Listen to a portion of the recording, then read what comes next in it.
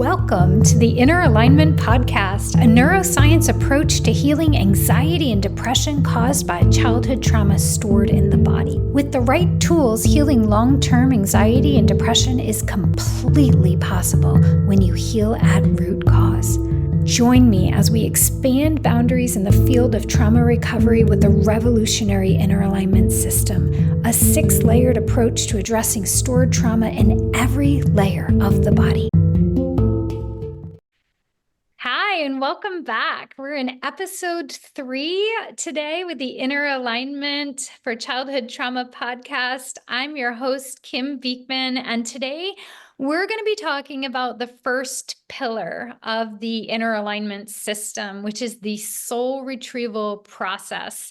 So in the last episode, we were talking about the trauma packets and how trauma packets are stored in the body. Hopefully you have a really good understanding of what a trauma packet is coming into this episode. Otherwise, you may want to go back and listen. Today, joining me is Laura Killian and Misty Lamppa. Both are inner alignment practitioners. They're really advanced in the soul retrieval process. I'm so grateful to have both of you back. Thanks. It's so great to be back here. It's just awesome to explore these topics and to put out there to the world what it is so we can build more awareness around this work that we're doing. Yeah, thanks, Kim. I'm happy to be here and be back with everybody. Super passionate about this work and excited to expand and get it out to all the crevices on the planet. It's impactful and long lasting. So our mission is to get out as much as we can into the world. So thanks for letting me be here for the conversation. Yeah, thanks for that, Laura. Through the Inner Alignment Organization and the Inner Alignment Foundation, the Childhood Trauma Foundation, we are really trying to get this information into mainstream world, right? Into the mental health care system, into the yogic field, because this is based in Ayurvedic psychology. We're trying to get it into the hands of lay people, so to speak, so that people can start to recognize that they're not broken. They just may have some trauma packets in the body that's reverberating into the present moment. And that awareness of these trauma packets, these stored childhood trauma experiences that are auto-associated vibrations of thoughts and emotions and nervous system response that's stored in the body will reverberate into the present moment. And if we have the awareness, where we left off in the last episode is building awareness about these trauma packets, really starting to become acutely aware that we are so much more than this vibration of unworthiness or not enoughness that's reverberating into our relationships and our work environment and our politics and everywhere within our lives. I think one of the hardest parts, Kim, is going through the work myself and then becoming an inner alignment practitioner and seeing the process and the repeatable process and the results of it. It makes it super challenging when you do see the trauma packets playing out in somebody in the present moment, from my closest loved ones to a complete stranger. That awareness you talk about, recognizing it in the grocery store with the parent that's super frustrated with the kid and the rage is coming in the adult and it's not who they are, and being able to see it and literally wanting to go shake people and say, it's just a trauma packet, it's not you, and it's healable, is probably the hardest, most challenging about knowing about the work, living the work, doing the work, and experiencing the work. For me anyways, to see it in the present moment. That's really sweet. Yeah, once you know that the anxiety or the depression or this issue that's showing up in life is really just a trauma packet reverberating into the present moment. When we have that wisdom, it is really hard to watch people suffer in humanity and to bang up against the same issues over and over again. Because we can see it and we could be like, oh, that's really just a rejection trauma packet. packet that's showing up, and you don't have to live with that. That can be healed in 2 months, and you can actually receive the love for the first time in your life. So it's such a profound gift that we have the privilege to receive. About 33 to 40% of the people who do this healing work or who receive healing through this work become practitioners of the work. And I think that's a really fascinating statistic, because I think when you've walked around feeling unworthy and broken most of your life, and then you realize, oh my gosh, healing's possible and it feels great, and it wasn't even that big of a deal to heal it. It's kind of like, oh, I need to help bring this into the world. I need to help be a part of the healing of humanity. And so we see a lot of people doing this work or being practitioners of the work after they experience it, even though they were, like Laura, you were a dental hygienist. I was a management consultant, right? Like most people who come in, we have nurses and all kinds of different backgrounds, lawyers and real estate folks, and just people from all backgrounds who, once they come into the deepest part of their healing, it profoundly and fundamentally changes everything. It is such a testament to this work. I remember feeling like I would see that statement that says choose happy. And I'd be like, what do you mean choose happy? Don't you think we would if we could choose happy? Like if we could just flip a switch and choose it? And then going through this work, it is kind of easy. but it's not, right? It's hard work, but it's so simple when we get down to it. And I think that really, what that gives people, that gift that it gives people, that freedom of releasing them from their trauma packet and having the awareness, it makes people want to give that gift forward, to pay it forward and go into this work. Absolutely. Okay, so that's a good segue. Let's talk a little bit about the soul retrieval process and what the process looks like. So we know that there's trauma packets stored in the body. We know that the soul retrieval process will change the embodied experience of the past trauma that's in the body. So what that means is the soul retrieval accesses that experience on every layer of the body and creates new awareness, new thoughts, new emotions, new nervous system responses, new energetic experiences. It brings in awareness in that experience that didn't have awareness. It brings in bliss into that past trauma that didn't have bliss. And so in that experience in the body, we can work every layer. And when we've done that, it's fundamentally changed. Meaning it can never fire the way that it was auto-associated in the same way again.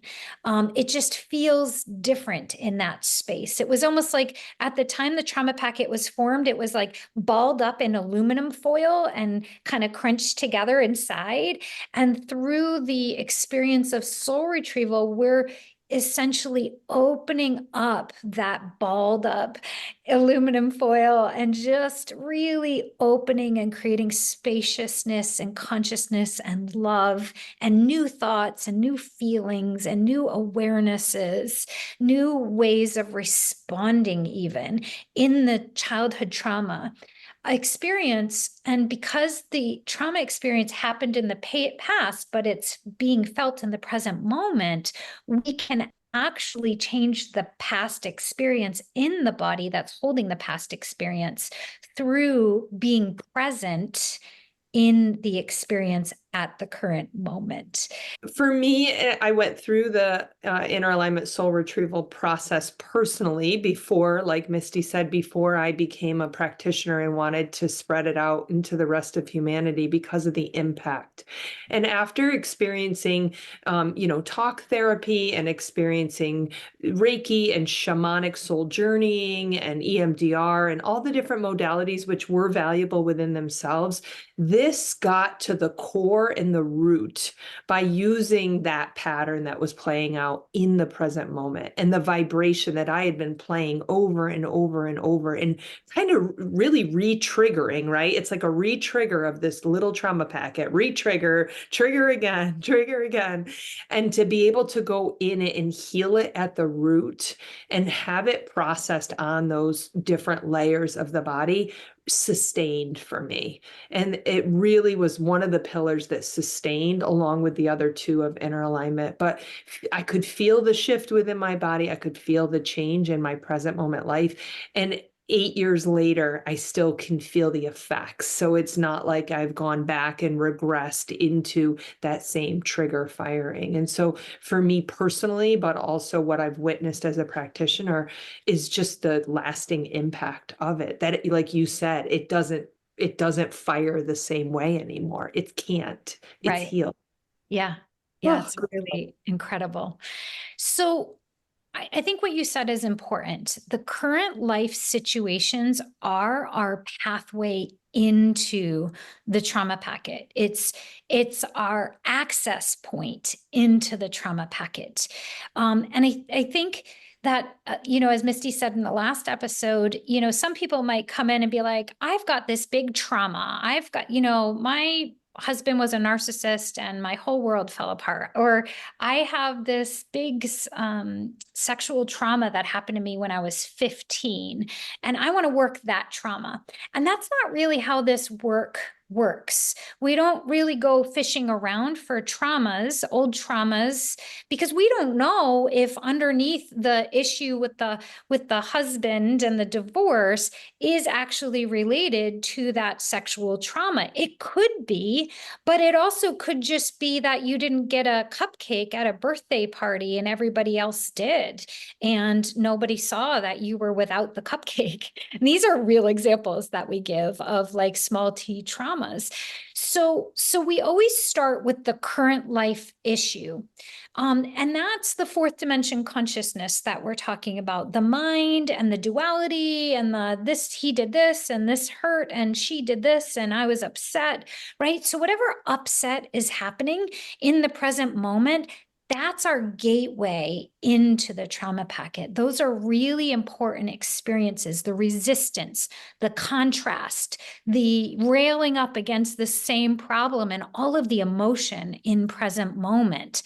That's what gives us access to the trauma packets. In fact, some of the harder clients that we have are the ones that have done so much EMDR that they don't have the reactivity anymore. Like they're less reactive, but there's a whole rabbit hole of deeply held sensation and angst and lack of joy and lack of happiness. And so we know deep within the structure of the body, there's an issue because they're still not able to manifest what they desire. They're still not able to get happiness in the relationship, but their reactivity has been almost like covered over, like the hole at the top of the surface has been covered up. And so what we have to do is really find that reactivity and the emotional fear, whether that's worry and anxiety or anger or sadness or grief, whatever that is, being able to get in touch with that negative thought and emotion in the present moment is our gateway into the trauma packet. So we call that the fourth dimension, really being able to amplify the experience and explore the fear in the present moment. A lot of people have spiritually bypassed it, or they've put a little understanding, like they know, and so they have a hard time actually accessing the current moment issue. And so just even getting back to the basics of what's bothering you. What emotion are you having in the present moment? Where do you feel that in the body right here, right now? That's really the first piece of the soul retrieval process, which is getting the thought and emotion activated in the body. So just talking about the issue can stir up the feelings, or really going into the worst part of the current life situation is how we do that. Once we do that, we can get into sensation in the body. And as we said, when we were talking about trauma packets last episode, that sensation is not random. Where the person feels it in the body will correlate to the core unworthiness that's being stored in the body. So emotion, there's feeling in the body when there's negative emotion. Yeah, and sometimes it takes a little amping that up if the person has spent their whole life quieting that emotion, right? Or suppressing that, or they've learned how to do a workaround or a safety of it. It's really sometimes a little bit like, come on, I know it's in there, because they've set their whole life up to cover that emotion, to not feel that scary sensation in their body. Oh, that's such a great point. Like people who don't like being around other people or have social anxiety will just set their lives up so they don't interact with anyone, so they don't have to feel that feeling of disconnection out in the world. And so when they come to us and they've been kind of isolated for the last 15 years, and they won't have triggers that are bothering them because they've isolated themselves from the triggers, or they've created a comfort around that. That's true. That actually brings up people who use marijuana throughout the day to ground themselves artificially, right? Or to create more ease, or people who are using alcohol to help cope. I remember having a traumatic experience where, this is not funny, my 2-year-old, I was at a pool with my 3 toddlers, and my 2-year-old was on the other side. I thought she had the life vest on, and I look over and she's like literally bobbing up and down, and she's about to drown, like really devastating. And my whole nervous system appropriately went into fight or flight, and I got her, and then she had to choke up the water. It was a really devastating trauma that I went through in my 30s. And I looked at the other mom who was there, and I was like really just trying to calm myself down, regulate my nervous system, bring myself back into the moment. I was trying to process the trauma. And I looked over and I'm like, how are you doing? Like, that it was in her pool. And she's like, well, I'm going to need a couple extra glasses of wine tonight to deal with that. And it was in that moment, because I haven't drank in like 15 years, that I was like, oh, right. That trauma is not going to get processed, because the workaround of a couple of extra glasses of wine is what's going to help her kind of just repress that experience, store it somewhere as an adult, and then have the reverberation of that throughout the week or the month, because it was never really emotionally, mentally, physically processed. So whatever workaround, like Laura just mentioned, whether it's using substance to numb a vibration that we just can't process or don't know how to process, or we've put a story in our head of how it was supposed to be that way, or how actually it's not happening as bad, or whatever we're doing to cope as a child or as an adult. Yeah, I was going to add in too, because sometimes we can look at those things and they look at it's negative, alcohol, marijuana, we might see that as negative, but there's things that we look at as healthy or positive that are doing the same thing, like constantly going on a run to get rid of the feeling in your body, or putting on music so that we don't have to feel or hear what's happening in our body. So or always just things like that we might look at as healthy, but are helping us escape the feeling so that we can feel better momentarily, but it's not getting rid of the pattern, and it's not addressing the trauma. Right. So all of those coping mechanisms, if we go back to the first episode, there's a fire in the basement of the house, there's smoke coming up into the upper floors. And so those coping mechanisms of taking the run, or vaping, or whatever someone's habit is, blows the smoke out of the upper floors, but it doesn't ever put the fire out. And so if someone's been in heavy duty coping mode, they may not feel the current life issue. They may not even feel the emotion, because they've dedicated their life to not having to feel. And we do see that a lot, don't we? Yeah, and we see it with food. We see it with excessive talking, can't be in stillness, can't be in quiet, sex, hiking, over excessive, just to quiet. the vibration, which is a sensation. And I know it feels terrible, but to us learning what it is, it's a sensation in the present moment. Yeah.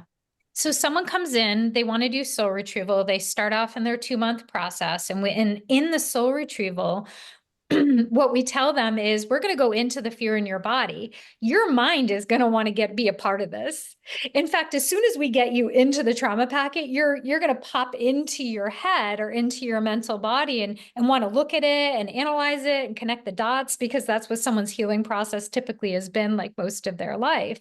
But once we get them into sensation, and we can feel sensation in terms of pressure, temperature, movement. So once we get them into those sensations, and we can talk a little bit about what they are, I mentioned them last time, like it gives us a sense of like what the theme of the issue is. So just like those two twins, the trauma hit and was internalized and stored as different themes in their lives. One, it felt like they didn't have control. One felt like they weren't safe, right? And so those get stored, felt, and experienced differently. So if someone doesn't feel seen or heard, they might feel like they have a lump and pressure in their throat, or they might feel a squeezing around their throat. Yeah, pressure in the chest to near the heart area, feeling the anxiety kicking up, or I'm not okay, or somebody's coming to get me, right? And so Right. So it'll be a squeezing of the heart or pressure on that, or like a heaviness in the heart is like, I'm not loved. I don't have love. I'm not cared for. So we'll often see that stored in the chest in that type of pressure. Yeah, and then you look at the upper belly, if there's like a upper belly punch or a squeezing, it might feel like you're powerless, or you don't have any control over a situation. You just feel unempowered. Yeah. And people might describe that as nausea or like heat or churning or like writhing in the upper belly. So that's Mm. often how that might feel there. And then we've already discussed, like in the low belly, it might feel heavy, like a heaviness or an achiness, pressure, or there may be cold, like a cold emptiness in the low belly, which is the abandonment or disconnection or rejection or sense of aloneness that people will often feel. yeah, hollow sometimes in that area. And then as we get more into to the root or the base of the spine, sometimes they'll feel stuff in their hip area. It might be one side of that hip area or the base of their spine or the back. Sometimes down into the genitals as well as pressure. And really just being afraid to feel those sensations their whole life. And taking them in to get into those trauma packets and open that up. Yeah, and sometimes the root might be felt as palpitations, like in the upper chest too. Like if there's a lack of rooting, and then that will show up as anxiety, there will be like movement in the upper chest that they'll label as anxiety. But, for us, anxiety is like an umbrella term for these sensations. And different people feel anxiety with different sensations in different parts of their body. And so what one person's anxiety is like, I can't control or get it right. Another person's anxiety might be, I don't feel safe. And so that's why it's when someone says I have anxiety or unworthiness, I'm like, okay, let's define that a little bit further. Let's go into the body. So soul retrieval will start with a current life issue. We'll go into those sensations that we've just named. And when we sit in that sensation, that's where body memory will reveal itself. It's not like the mind has to search for a memory from the thinking brain or the memory stores in the mind.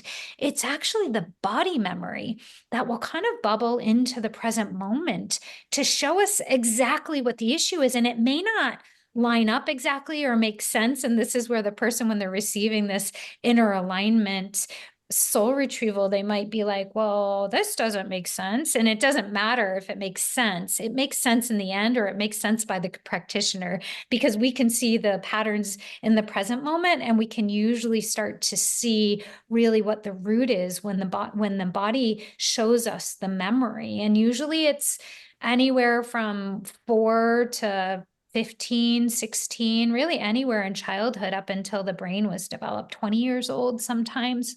Yeah, and often not what you've thought in your therapy sessions or what you've analyzed, even if there was a big T trauma and there was abuse and you feel like it must be that abuse and that abuser, but sometimes it's literally the fact that nobody believed me, or there was nobody to tell, or nobody there for me, versus the actual act. Sometimes it is that. But what we come in with mentally thinking isn't relevant here. The body has that wisdom. The body does keep the score, and the body reveals it from the sensations. And we can always trust that, always. Yeah. And you said this before, but it's worth mentioning again. There's people that have come into this work that have done a lot of inner work in whatever mode they've done it in.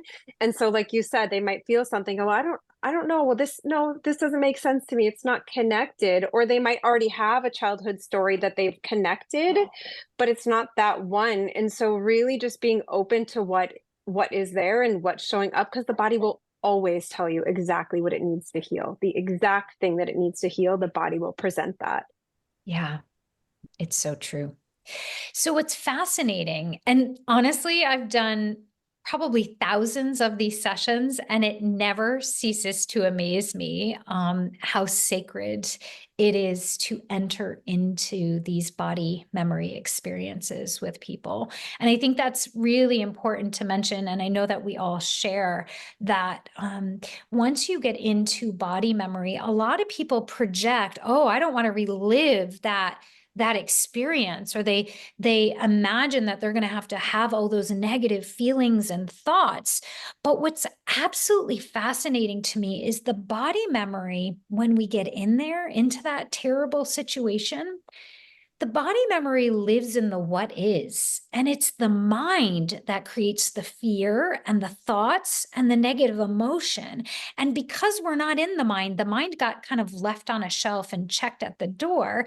Because we're not there anymore, when we go into the body, if they're truly, we almost have to like push them into the body memory. And that's a whole experience of like, it's kind of like a balloon or a ball that wants to come to the top of the water. The process of really actually getting into that body memory together is in of itself an actual process. So it's an embodied what is experience of the past in the present, right? It takes a while for someone to even understand how to get into that and stay in that, because the mind is so pervasive and has been like running the show for so long.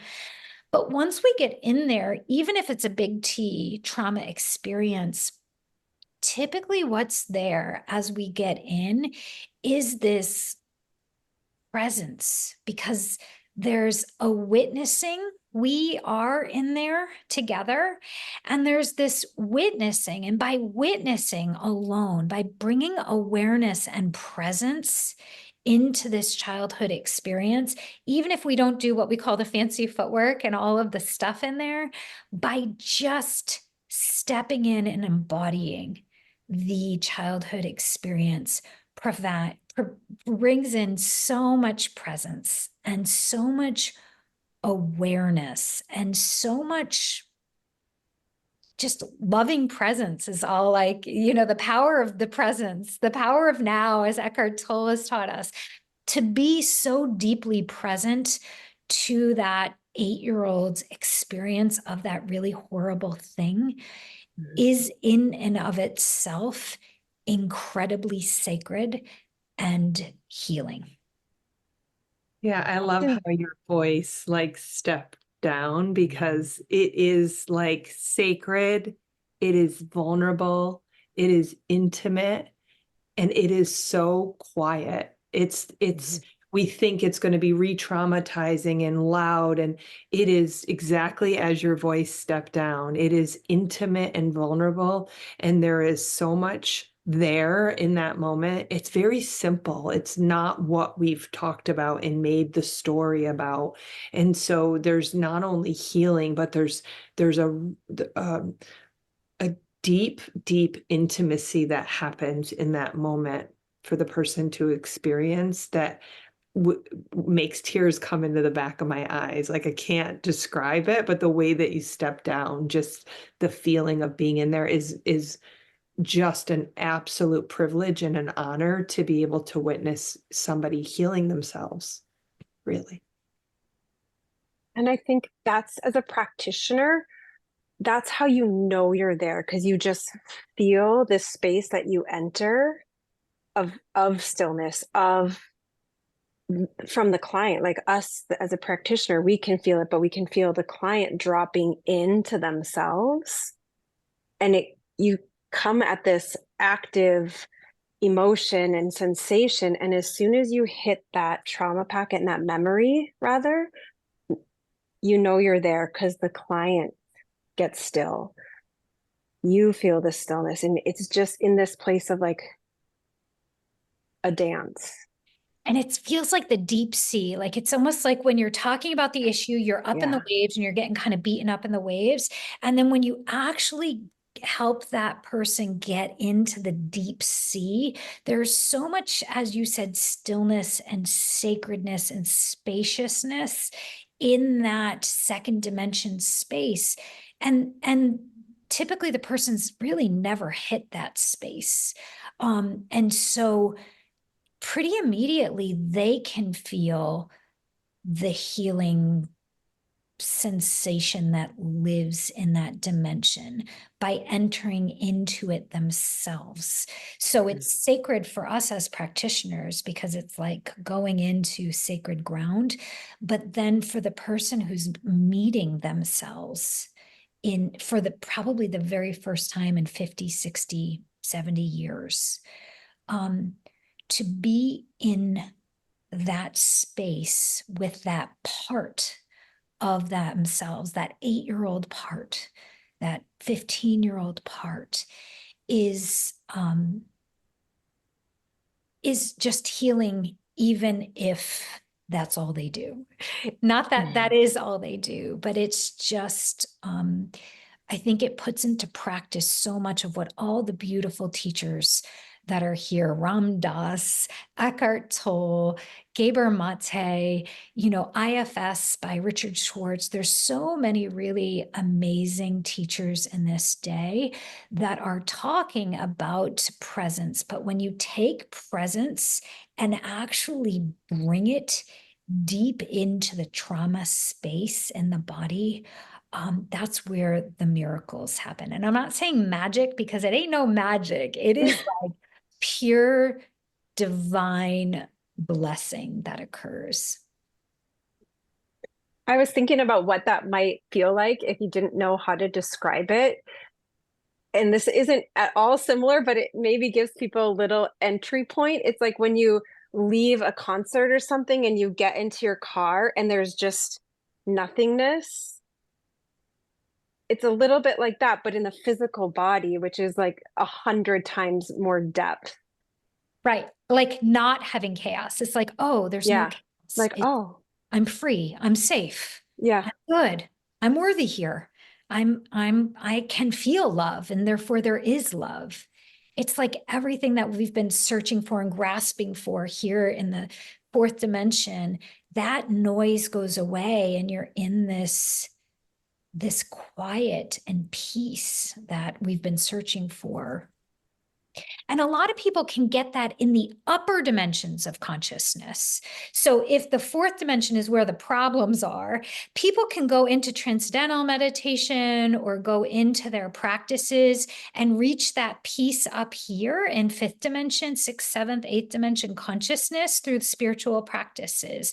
But this is different. This is like going into the body and being able to create that in your nerves or in your belly, which is really bridging all of the practices, those spiritual practices, bridging them from this space of kind of getting out of yourself and really anchoring all of that spiritual love, peace, joy, happiness into the body. And when that happens, it's profound. You don't ever forget that experience, that body-based peace. Yeah, and it's that gentleness and that sacredness that doesn't re-traumatize, like the talking about it and the digging it all up and the story of it. It really, they it becomes such a peaceful experience that there isn't that noise and that re-traumatization, and really the experience of like, I've got me. I needed the relationship to change and the job to change and my kids to behave and more money in my bank account. And it's like, I'm good. I've got me. Boom. It really is the aloe on the wound. Yeah. And Love it it. feels like that long after you come out of it, which I know we're not at that point yet, but it's true. It is. It has staying power. It actually also gives you an awareness of like, oh, this peace and this love and all of this stuff that we know, it does exist within me. Like it's here. It was in me. The relief is deeper in me. And that when you actually give someone that experience of themselves and they just want more of it. And so that's why we do this for 8 weeks, right? Because we're paving the pathway. So it's a well-worn pathway into this space so we can empower people to be able to re-enter this space and process whatever's showing up. And that's a really big tenet of our work, is empowering people to be able to eventually do this for themselves. I often say it's kind of like we got 5 feet of snow and we have a snowblower, and we need to take like a few trips in with the snowblower to clear the path so people know how to get into this part of themselves so that they eventually can get into this second dimensional space whenever they need to or want to. I think that is the biggest gift of this program. And it's the biggest reason why I'm absolutely passionate about it, because I have not seen another program that has this much in it in 8 weeks that teaches you truly how to heal yourself for the rest of your life. There's nothing else you need, and there's nothing outside of you that you need. And you know how to do it because you've been practicing it and rewiring it for 8 weeks. And this deep soul retrieval process is excavating that root cause of, and helping you to, like you said, unravel the tinfoil, get rid of the tinfoil, and open up the gift and the healing within yourself. And you get empowered to do that with this work. It's true. So then once you get into the trauma packet and you're there, we're not going to go into all the details because there's 11 steps of the soul retrieval process. And we're working every layer of the body. But essentially, once we get into the body memory, there's going to be that 8-year-old, 10-year-old who was not okay in a moment and who was not getting their needs met and who was struggling. And so when we get into that space, we're looking at emotionally, what is this part of this client? What is this part needing emotionally? And usually it's some flavor of love. I need to feel safe. I need to feel connected. I need to feel like I matter. I need to feel loved, right? So it's essentially what flavor of love, like what is needed. And only that 8 or 10-year-old self really knows what's actually needed because they're the one that went through that experience. And this is not role playing, and it's not, there's a lot of stuff that happens in 4th dimension in the healing world. This is truly staying in the experience of the child's self, determining and being able to get that emotional need met. And so emotionally, we're meeting the need. That child is meeting the need. And then mentally, thought-wise, like what 6-year-old thoughts are there that may not have the whole picture? So we're bridging the adult mindset or the adult consciousness or the millions of podcasts or whatever it is that the adult already knows, that gets bridged in. It's like, oh no, it's not that mom doesn't care, it's that mom has 6 other kids and is really depressed and struggling, right? So there's usually some level of awareness on the mental layer of the body that an understanding is created or sets in during the trauma packet. And then spiritually, typically if someone is in fear, they feel very alone. There's not a lot of divine sacred presence. And so this is where divine or sacred, whatever that is, divine light, or if they have a religion, the client has a religion, then usually someone from that religion is there. And we're able to facilitate the spiritual experience in that old, trauma experience. And that usually is very healing as well. And again, it's not the practitioner creating anything. This is what will naturally start to happen as we give the empowerment to the client to be able to work themselves through that experience. And so we've got new experiences of, instead of fear, we've got love seeping in, we've got new thoughts, we've got a new spiritual experience. The nervous system is becoming regulated in the trauma packet. There's new energies and energetic processing in that child's body. And every layer of the body, the awareness, the bliss, the love, the emotional love, the thoughts, everything is starting to come back on board in a way. Right? So that this fragmented experience that's kind of been creating a lot of noise and has had a life of its own is now kind of like a lotus starting to relax and open and re-experience in this new way, not with the mind on board at all. And that new experience of the old situation creates like a whole new set of auto-associated, neurosynaptically wired up experiences. And the aha or the experience of love is usually, I don't want to say just as powerful as the trauma when it's set in, but it can be a very powerful experience that gets then wired up in a new way as a positive, loving, divine, sacred, healing experience. And so this old experience that was all bottled up with fear now really has awareness and understanding and love at the core of the experience. So it can't reactivate into the present moment in the same way because it's fundamentally changed. And that's really powerful that all of this has happened and we haven't even done soul retrieval yet. So that's why soul retrieval is kind of a misnomer. It's kind of like one of the last steps, but it does characterize this experience because once this 8-year-old has finally healed and has new consciousness and awareness and new understanding and feels safe and feels loved, once that happens, that then can be reintegrated into the adult body and experience. It's like that which was once unsafe and scared now feels strong and powerful and loved and can really reintegrate into the adult's consciousness, the adult feeling, the adult nervous system. And that's the soul retrieval aspect of the experience, which is a reintegration into this current present moment.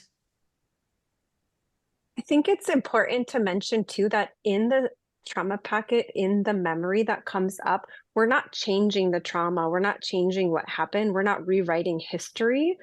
We're just going back into what is and healing at that place. I think that's important to mention too. So the characters aren't changing what they're doing. The mother's not acting different. We're not rewriting or rescripting or anything. We're actually building capacity or sovereignty or spaciousness or whatever that need is without changing the external situation. And once that reintegrates in, what that does is when we go back into the original trigger of I walked by the building. Okay, well now if you try on what it feels like to walk by the building, what's there?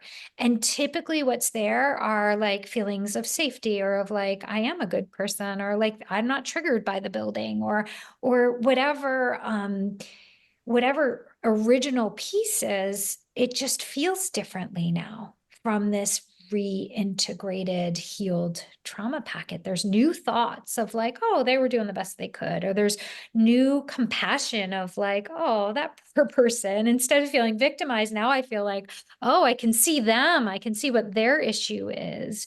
Or there's new feelings of safety or like, oh, that doesn't affect me. It doesn't even touch anywhere in me. Or there's this sense of warmth or tingling that stays in the body. So when we recheck it in the end, there's a whole new set of embodied responses, which allows the person to build and experience a whole new neural network, a whole new set of synapses, a whole new experience of a new body chemistry, of safety chemistry or peace chemistry instead of anxiousness or I'm a bad person neurochemistry.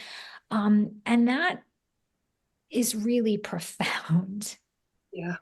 And there's new sensations that get wired up now. So there's a whole new, like Kim said, with that integration, this whole new set of sensations.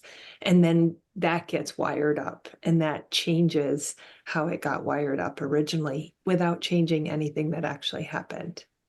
So it's really One of my peers had said, when I went into this program, that my life was full of anxiety, crippling anxiety. And she said, after 8 weeks, absolutely nothing in my life changed, but everything changed.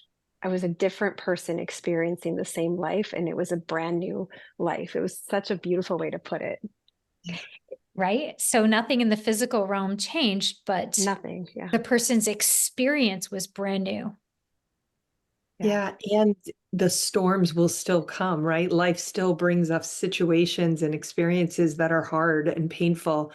And there's this, I've got me, I'm safe and I'm good and I've got me and I've got tools and I know how to plow my own snowbanks and I'm good and I've got me. And then the storms of life come and there's more preparation and more groundedness and more sovereignty. Life-changing. Yeah.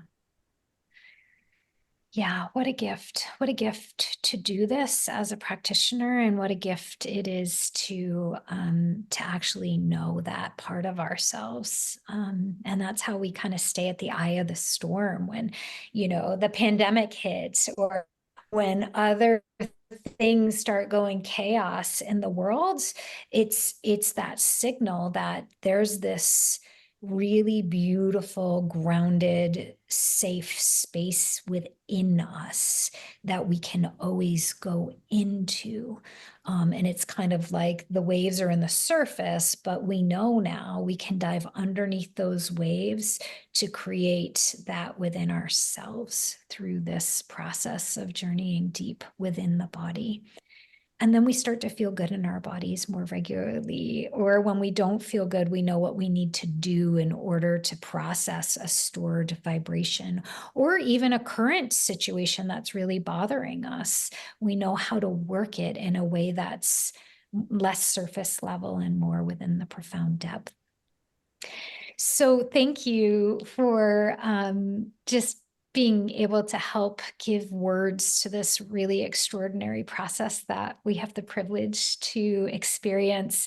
In the next episode, we'll hit the next pillar. It's hard to stop here because really once you have this new neurosynaptic setup in your body, you can still trigger into the old pattern because the brain and the body had been wired for 40 or 50 years in the old pattern experience. So next episode, we're going to talk about what it is to rewire the 6 layers of the body to be able to sustain the healing of the soul retrieval process.